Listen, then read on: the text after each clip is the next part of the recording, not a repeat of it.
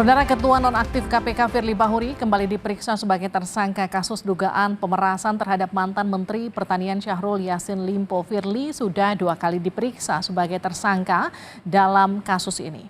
Sebelumnya, polisi menyita sejumlah barang bukti dalam kasus dugaan pemerasan oleh Firly Bahuri terhadap mantan Menteri Pertanian Syahrul Yassin Limpo.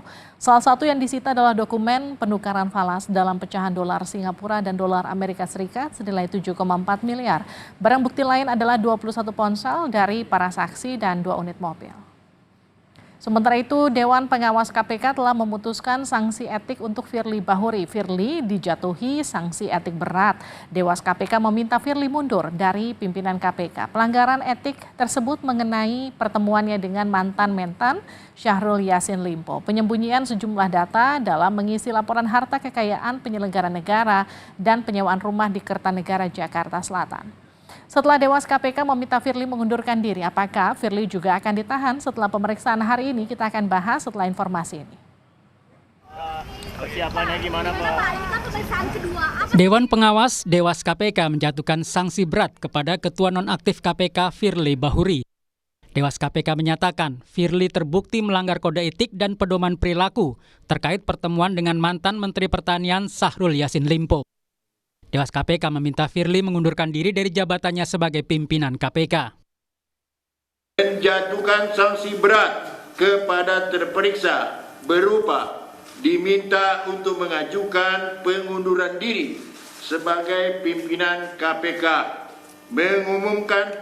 Mengumumkan putusan ini pada media jaringan milik komisi yang hanya dapat diakses oleh insan komisi dan atau lainnya sesuai dengan peraturan Dewan Pengawas tentang penegakan kode etik dan kode perilaku.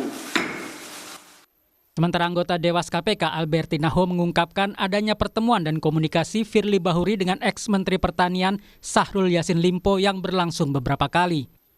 Albertina mengatakan Firly Bahuri juga melakukan komunikasi dengan Syahrul Yassin Limpo melalui aplikasi WhatsApp merujuk pada hasil tangkapan layar. Bahwa terperiksa kenal dan pernah melakukan komunikasi dengan saksi Syahrul Yassin Limpo, namun terperiksa tidak ingat lagi apa yang pernah terperiksa komunikasikan. Terperiksa juga tidak ingat kapan terakhir melakukan komunikasi dengan Syahrul Yassin Limpo karena nomor terperiksa dibajak. Bahwa terhadap percakapan antar terperiksa dengan saksi Syahrul Yassin Limpo tanggal 23 Mei 2021 yang diperlihatkan kepada terperiksa dalam pemeriksaan, pada pokoknya terperiksa menyampaikan bahwa terperiksa tidak mengenal percakapan dimaksud.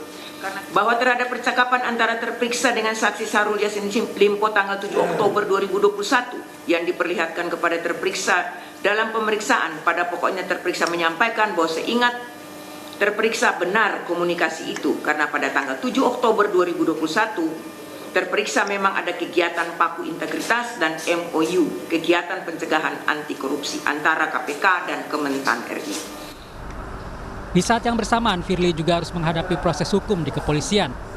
Firly kembali diperiksa sebagai tersangka kasus dugaan pemerasan terhadap mantan Menteri Pertanian Syahrul Yassin Limpo. Firly sudah diperiksa sekitar 9 jam sejak pukul 9.30 pagi. Pengacara Firly Bahuri, Yan Iskandar, yakin kliennya tidak akan ditahan oleh penyidik karena kooperatif selama pemeriksaan. Sudah kan kooperatif. Jadi nggak ditahan nih? Optimis nggak ditahan? Enggak, kita kooperatif. Semua permintaan penyidik kita penuhi, kecuali kita tidak kooperatif.